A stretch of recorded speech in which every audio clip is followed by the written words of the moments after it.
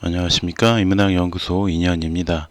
이번 시간에는 우리 역사 속의 범죄자들 71번째 최악의 가스라이팅 세모자 사건에 대한 이야기를 들려드리려고 합니다. 자, 71번째 국민 전체를 기만한 최악의 가스라이팅 세모자 성폭행 조작 사건. 지금은 꽤 자주 듣게 되는 가스라이팅이라는 단어는 사실 2018년 도널드 트럼프가 대중들을 선동하는 것을 비판하며 대중들에게 알려지게 되었고, 트럼프 지지자들은 반대로 트럼프의 반대 세력들이 대중들을 가스라이팅하고 있다라고 반론을 펼치면서 대중적으로 사용하게 된 그런 용어라고 할 수가 있습니다. 사실 가스라이팅 혹은 가스등 효과라는 말 자체는 1938년 패트릭 해밀턴 작가가 연출한 스릴러 연극 가스등에서 유래된 것으로, 심리학에서는 타인의 심리나 상황을 교묘하게 조작해서 그 사람이 스스로를 의심하게 만들므로써 타인에 대한 지배력을 강화하는 행위라고 규정하고 있습니다. 이 연극은 잭이라는 남성이 자기 아내 벨라를 억압하는 이야기를 담고 있는데, 잭이 보석을 훔치기 위해 윗집의 부인을 살해하면서 시작이 된다. 이 보석을 찾기 위해서는 가스등을 켜야 했는데, 이렇게 하면 가스를 나눠 쓰던 다른 집 불이 어두워져서 들킬 위험이 있다. 이 때문에 잭은 집안의 물건을 숨기고 그 부인인 벨라가 물건을 잃어버렸다라고 몰아간다. 잭이 보석을 찾기 위해 가스등을 켤 때마다 벨라가 있는 아래층은 어두워지고, 벨라가 집안이 어두워졌다라고 말하면 잭은 그렇지 않다는 식으로 아내를 탓하는 것은 물론이고 정신병자로까지 몰아세운다.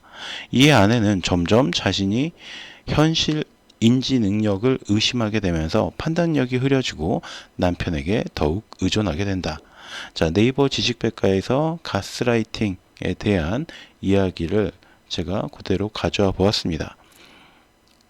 그러니까 이 가스등이라는 스릴러 영화에서 이 잭이라는 남성, 이 남성이 자신의 아내를 교묘한 거짓말로 계속해서 몰아세우고 비판하고, 그러면서 그 아내의 어떤 인지 능력 자체를 무너뜨리는 거죠. 그리고 더 자신에게 의지하게 만드는 그런 게 바로 가스라이팅이라는 겁니다. 특히 1944년 잉그리드 버그만이 주연했던 동명의 영화 가스등으로 더 유명해진 이 단어는 한동안 사용되지 않다가 미국 대선을 앞두며 다시 등장을 했고 대중들에게까지 퍼지게 된 것이죠. 그리고 오늘 다루어 볼 사건이 바로 그런 가스라이팅의 정점에 속하는 사건이 아닐까 생각이 듭니다. 1. 나는 더러운 여자지만 엄마입니다. 2015년 네이트판이라는 인터넷 커뮤니티에 나는 더러운 여자이지만 엄마입니다 라는 글이 올라옵니다. 그녀는 현재 저는 40대로 10대의 두 아들을 둔 엄마입니다 라고 본인을 밝히면서, 저의 아들들은 친아빠한테 어렸을 때부터 5살, 6살 때부터 저와 같이 집에서 윤락을 강요받으며 살았습니다 라는 충격적인 내용의 글을 남겼습니다. 더 놀라운 것은 저의 친정과 남편은 저와 결혼하기 전부터 성관계 멤버들이었습니다 라면서 자신이 자신의 친정 식구들까지 포함된 마약 성매매 조직의 희생자라고 주장을 한 것이죠. 자, 그때 이 씨가 올렸던 글은 지워졌지만 그 복사본이 여전히 네이트판에 남아 있다고 합니다. 소설 소재로도 믿기 힘든 내용이었지만 그녀의 글은 꽤나 구체적이었습니다.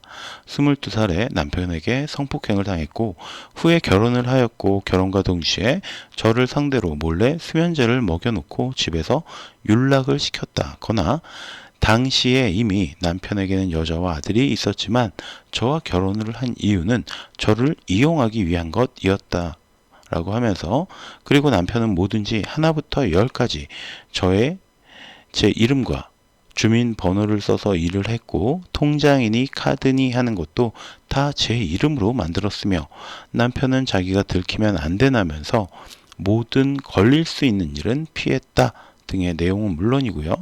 심지어 저희 친정에서 하는 말이 저를 더욱 때려서 정신 차리게 하라고 남편에게 시킬 정도였고요. 남편은 하루가 멀다 하고 사람들을 데려왔으며 서울뿐만 아니라 지방에서도 아는 사람이든 모르는 사람이든 데리고 왔었고 또 그 사람들이 새끼를 쳐서 서로 여자든 남자이든 끌고 왔습니다.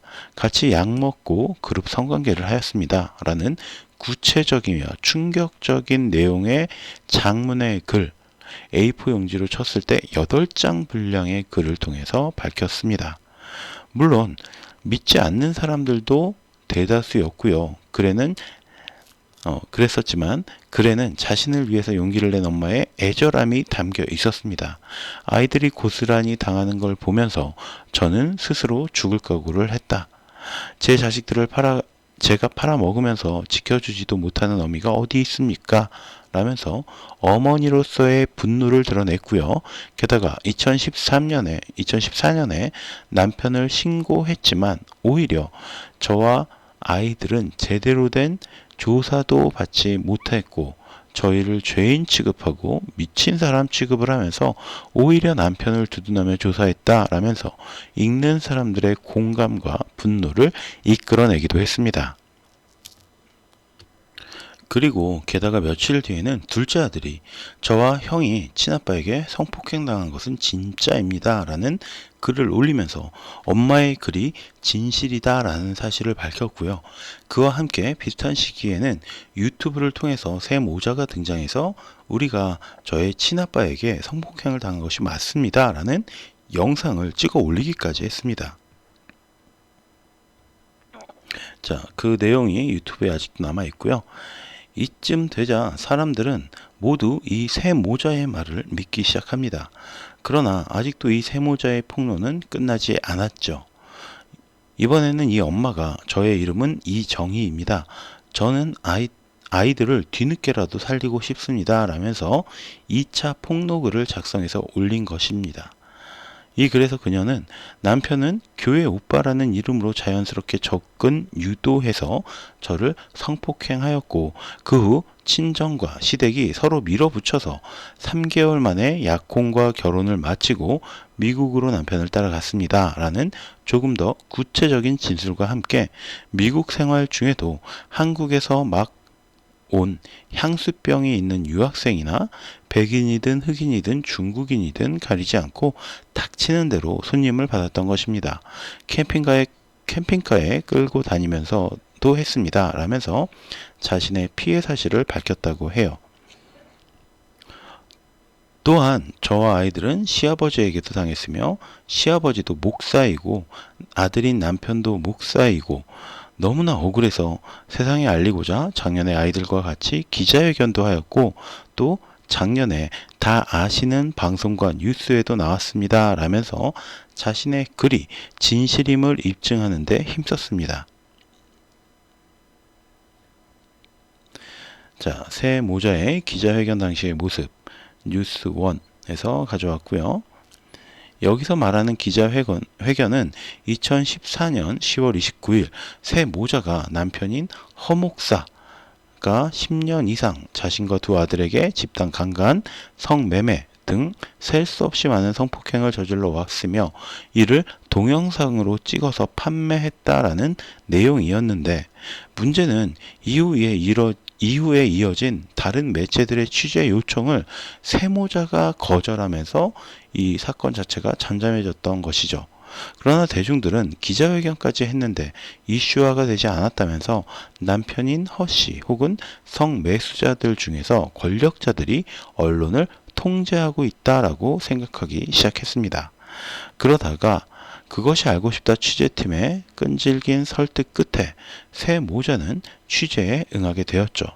그녀는 허 씨가 교회에 막대한 재산을 바탕으로 변호사를 선임하고 언론을 매수했다라고 주장했지만 취재팀의 확인 결과 허 씨는 아버지가 대형 교회의 목사였던 것은 맞지만 아버지와 재산 문제 등으로 갈등을 겪다가 제명을 당한 뒤로는 피자 배달 일을 하면서 어렵게 살아가고 있었습니다. 그런 사람이 어떻게 고액의 변호사를 선임하고 언론을 매수할 수 있었겠어요.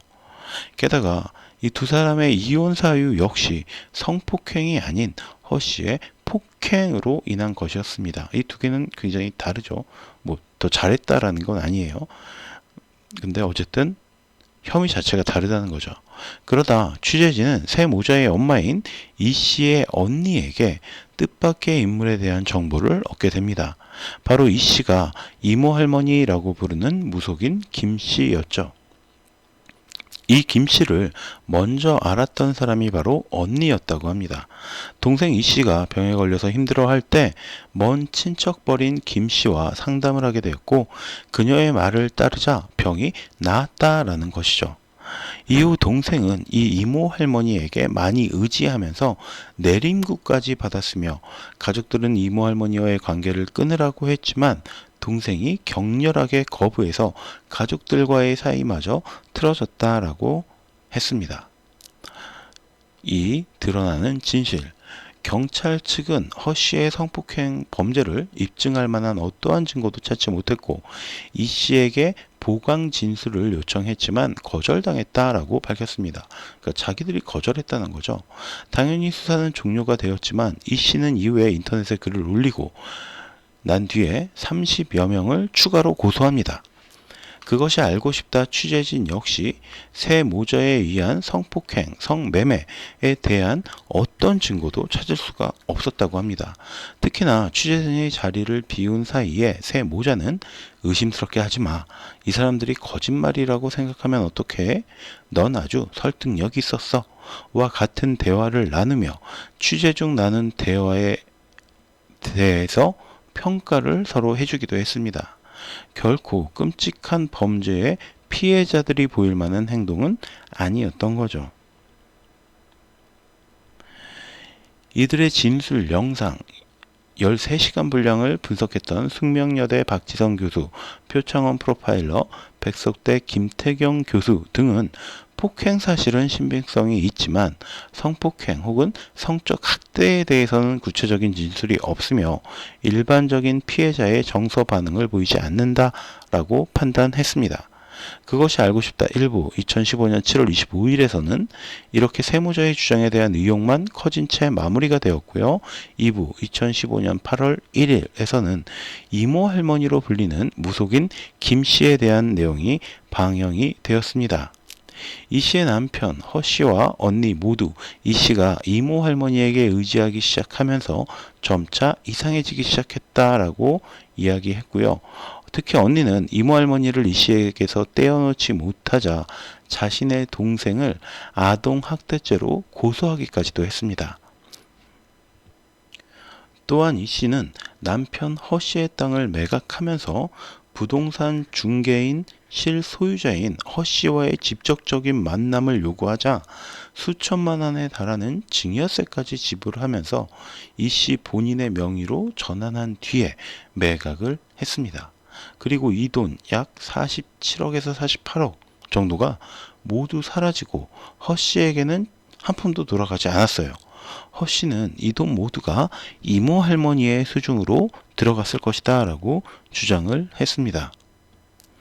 점차 새 모자의 주장이 이모 할머니 김 씨의 가스라이팅으로 시작된 조작극으로 방향이 잡혀가면서 아동학대 긴급대책위원회가 열렸고 아이들과 이 씨를 분리조치시키기로 결정이 됩니다.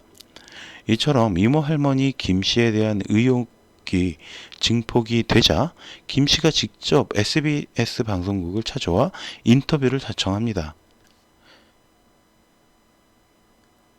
그녀는 이 씨와 식모라는 박 씨 두 사람을 대동하고 등장해서 자신은 보이지 않는 피해를 보고 있으며 허 목사 땅 관련 이야기 역시 사실이 아니고 사건에 대해서는 아무것도 모른다라고 주장합니다. 게다가 인터뷰 도중에 이 씨가 남편이 봉고차로 유인해서 성관계를 하게 하거나 다른 곳으로 데려간다라고 말하자 봉고차가 아니야. 그 당시에는 카니발 같은 거 그런 차야. 똑바로 얘기해줘야지 라면서 이 씨의 진술에 끼어들어서 훈수를 두기까지 합니다. 범죄 행위를 당한 건 이 씨인데 네가 당한 범죄 잘못됐어. 그거 아니고 이거잖아 라고 지도를 했다는 거죠. 이 두 사람의 관계가 잘 드러나는 대목입니다. 특히 이 씨는 이와는 별도로 예고편을 본 뒤에 SBS를 방문해서 이모 할머니 김 씨에게 피해자가 갈지도 모른다는 생각에 방송 중단을 요구하기도 합니다. 자, 이모 할머니 김 씨에게 피해가 갈지도 모른다라고 해서 자기가 피해를 받은 내용을 방송하지 말아달라고 얘기한다. 이상하죠? 김 씨에게 피해 안 가게 좀 해주세요. 정말이에요. 제가 잘못한 거예요. 김 씨는 정말 아무것도 몰라요 라면서 제작진에게 호소했다고 합니다. 그리고 세모자 이야기의 마지막 3부 2015년 12월 12일이 방송되면서 모든 진실이 드러나게 됐죠. 당시 이 씨는 아동학대 혐의로 기소가 되었었고 아이들은 친정 가족들이 돌봐주며 안정을 찾게 되었는데 이때 가장 적극적으로 아버지 허 씨를 비난하던 둘째 아들에 대한 충격적인 사실이 밝혀집니다. 이모 할머니 김 씨가 온갖 상스러운 욕설을 퍼부으면서 너는 성폭행 당했다. 아빠는 무섭다. 그런 괴물, 그런 너를 괴물로 묘사했던 아빠랑 살게 하겠다. 식으로 둘째 아들을 몰아붙이는 음성 녹음이 공개되었던 거죠. 즉 둘째 역시 김 씨에게 지독한 가스라이팅을 당했던 겁니다. 그러나 모든 정황이 드러났음에도 이 씨는 오히려 김 씨를 감싸고 끝까지 그녀를 두둔합니다. 그러나 엄마와 떨어진 아이들의 마음이 열리면서 모든 진실이 드러나게 되었습니다. 사실 새 모자가 성폭행 피해를 당했다는 30여 명의 고소 대상자들은 새 모자와는 전혀 아무런 연관이 없는 사람들이었고요. 김 씨와 크고 작은 갈등을 겪었던 사람들이었다고 합니다. 김 씨는 새 모자를 지속적으로 세뇌시키면서 허 씨의 재산을 빼돌려 가로채고 자신과 갈등이 있던 인물들을 새 모자를 내세워서 성폭행범, 성매수범 등으로 몰아서 고소한 것이죠. 하지만 결과적으로 2016년 6월 이루어진 재판에서 이 씨는 무고 및 아동복지법 위반 혐의로 3년형을 받게 됐고 김 씨는 무고 및 무고교사, 아동복지법 위반 혐의 등으로 9년형을 선고받았지만 항소에 항소를 거듭하며 최종적으로 이 씨는 2년, 김 씨는 그대로 9년이 확정이 되었고 본인들이 벌인 엄청난 조작 사건의 범죄자가 되었습니다. 한 사람, 그러니까 이모 할머니이자 무속인 김 씨의 욕심은 자신을 믿고 따르던 이 씨와 그 두 아들에 대한 가스라이팅으로 이어졌고요. 결국 그 가족의 파멸을 가져왔습니다. 물론 허 씨의 가정 폭력이 그 바탕에 있었다라는 점은 부정할 수 없는 사실입니다. 그러나 실질적으로 피해를 입은 것은 허 씨뿐만이 아니라 두 아들과 이 씨 본인이었다라는 것도 우리가 기억해야 될 문제겠죠. 그야말로 가스라이팅이 한 사람을 넘어 한 가족을 그리고 더 나아가서 전 국민을 대상으로 이루어졌던 사건이 아닐까라고 생각해 봅니다. 자, 그럼 오늘 이야기는 여기서 마치도록 하고요. 제가 오늘 들려드린 이야기가 여러분들의 흥미와 호기심을 조금이라도 만족시켜 드렸다면 구독과 좋아요도 부탁드리겠습니다. 저는 다음 시간에 또 다른 이야기로 찾아뵙도록 할게요. 감사합니다.